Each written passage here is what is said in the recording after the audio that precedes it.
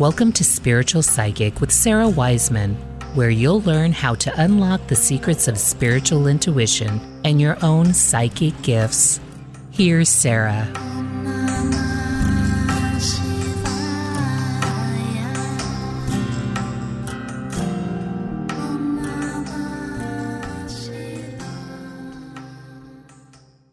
Hey everybody, I'm Sarah Wiseman. Today's channeling is pretty intense. You can't take it with you, not your stuff, not your body, not even your mind. And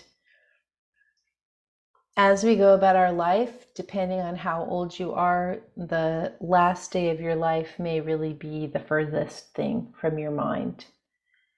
You may just be like, I don't know, I'm young, some of you, and I don't think about that. I have a lot of time ahead, and probably you do.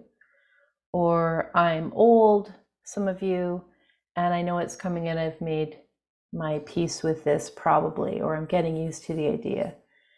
Or you're kind of in between, you're like, whoa, I can see that this is gonna happen. Like this is a real thing. This death stuff, this is a real thing. And so I'm starting to think about that. As a person who has spent many years clearing the estates for a variety of elders in my life, it really has become apparent to me, this idea of you can't take it with you, especially the part about not your stuff.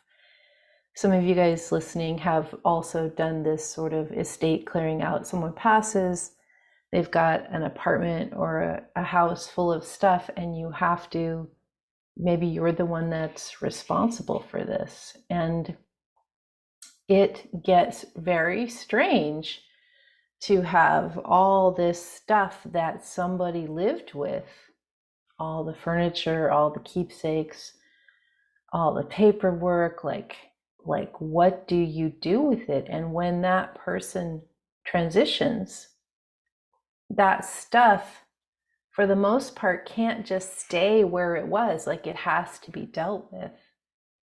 And the enormous amount of stuff that some of us, especially people more like people born during the Depression, they tended to really value having lots of items. And so then you go through this process for someone else. Maybe it's a parent or a sibling or some grandparent or somebody else that you were close enough to have this task of dealing with their stuff. And at first it's really difficult. How could I possibly let go of this stuff?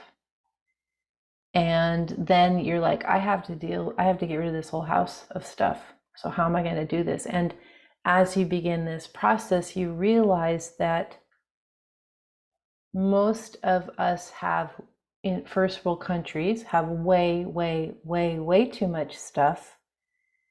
And it becomes this clarity that one of the reasons we have stuff is that we have allowed our stuff to hold our emotional resonance, to hold our memory, to hold our connection with others who have passed, to have us feeling a certain way, as if the stuff is holding the memory or the feeling or the emotion.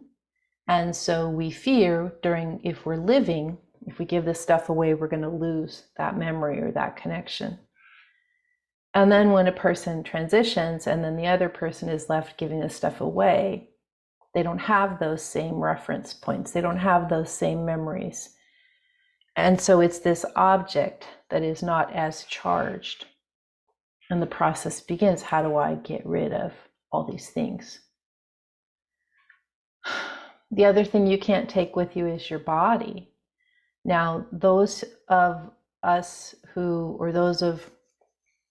may get really old, when we become like super elder, the body starts to slow down and shut down. And again, those of you who have seen this, people getting older and just getting quieter and weaker and less present Sometimes when people get ill, the same things happen, but the body starts to just become less useful. It loses its life force, or it loses its vibrancy.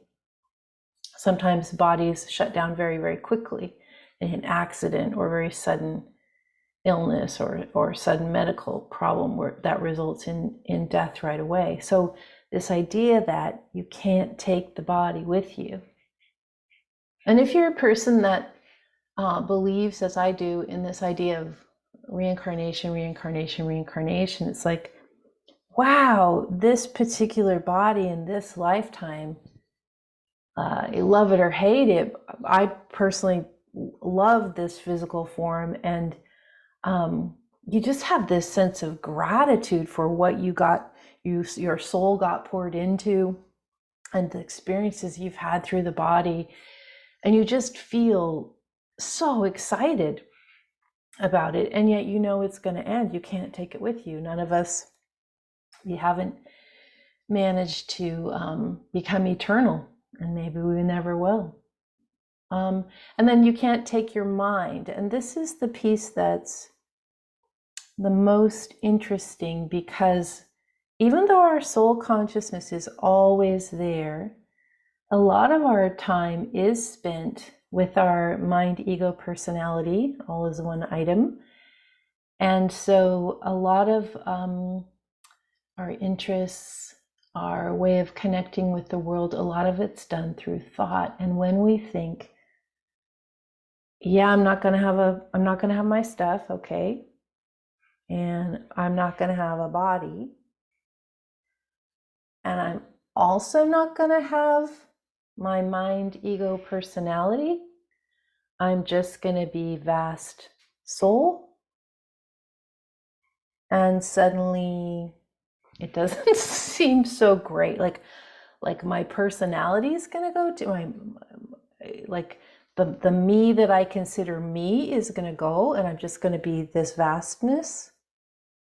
Yeah, connected to everything and fully conscious, great, but without that particular spark that is me, at least until I reincarnate into next form. And who knows when that'll be, or how even that works. Can't take it with you. So good time to enjoy things as they are now. Be grateful, be excited about yourself, your unique self, this unique body, this unique lifetime, your experiences that you're having, and sort of having gratitude for present moment in your experience of it now. I'm Sarah Wiseman, and I will be with you next time.